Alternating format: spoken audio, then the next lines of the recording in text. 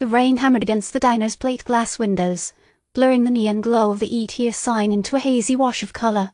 Elias Thorne nursed a lukewarm coffee, the bitter taste doing little to dispel the lingering chill that clung to his bones.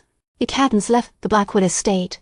It was asterisk and asterisk him. He kept expecting to feel a shifting, a warping of reality, but the mundane rhythm of the diner, the hiss of the grill, the clatter of plates, a murmur of conversation, anchored him, however precariously, to the present. A newsboy, soaked to the bone, stopped at the window, shouting over the storm. Blackwood Estate investigation. Locals claim strange lights. Estates sealed by authorities. Elias barely registered the words. The newspapers had been a frenzy since his return. Speculation ran rampant. Some called it a case of spontaneous combustion. Others, more fancifully, spoke of ghosts and ancient curses. Elias knew better. He seen the harmony. A shadow fell across his table. Mr. Silas.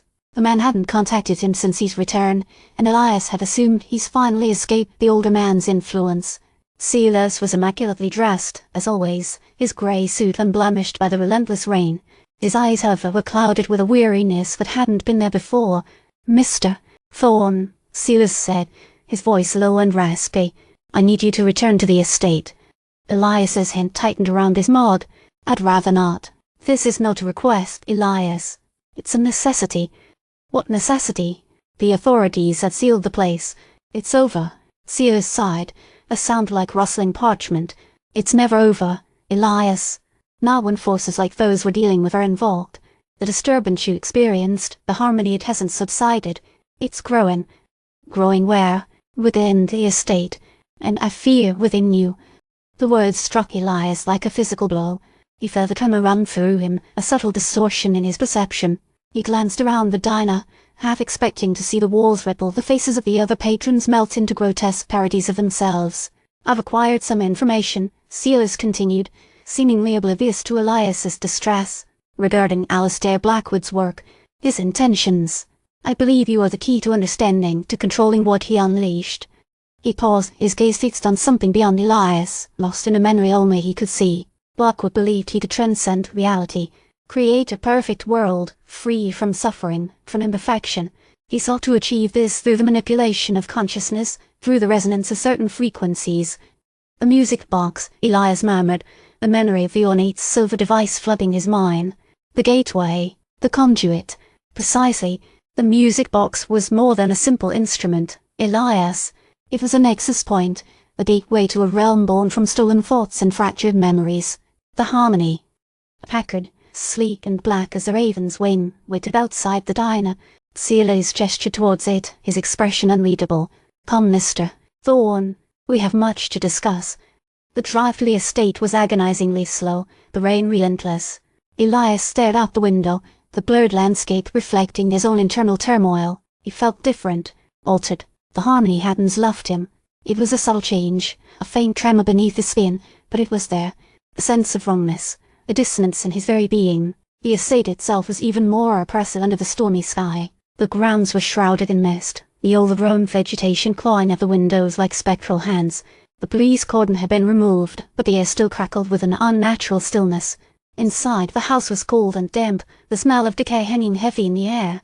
Silas led him through a maze of darkened hallways, the only light coming from a single flickering lamp held aloft by a tall, gaunt man who materialized silently from the shadows. The caretaker. Mr.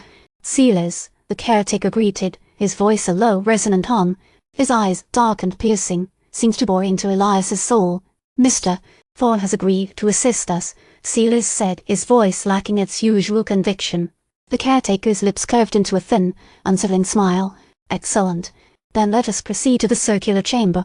The chamber lay beneath the main house, accessible only through a hidden passage carved into the bedrock. The air in the passage was thick and heavy, slick with moisture.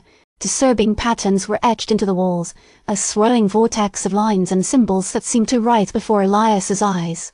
The circular chamber itself was a marvel of morbid artistry. Strange artifacts were scattered across the floor, bizarre instruments of unknown purpose, shelves lined with decaying tomes bound in human skin, and portraits of Alistair Blackwood depicting him at various stages of his descent into madness.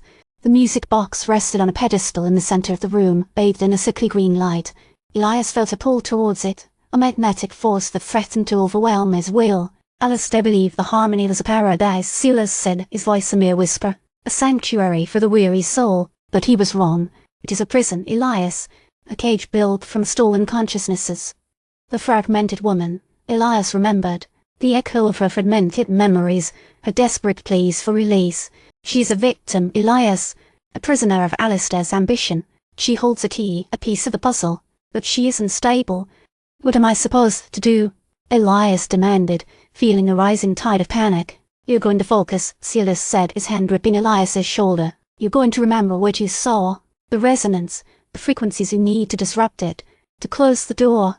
Suddenly, the caretaker stepped forward, his eyes gleaming with an almost fanatical intensity. The harmony must be restored.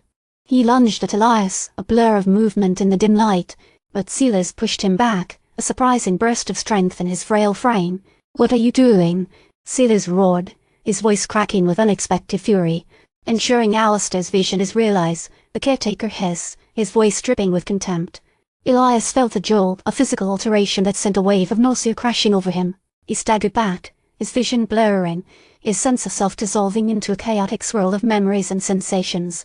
The harmony was reaching out, probing his mind, attempting to assimilate him. He heard a mournful note, distant and ethereal, echoing in his mind, and saw a fragmented reflection of himself in the polished surface of the silver music box, a being twisted and altered, a prisoner of a reality he could barely comprehend.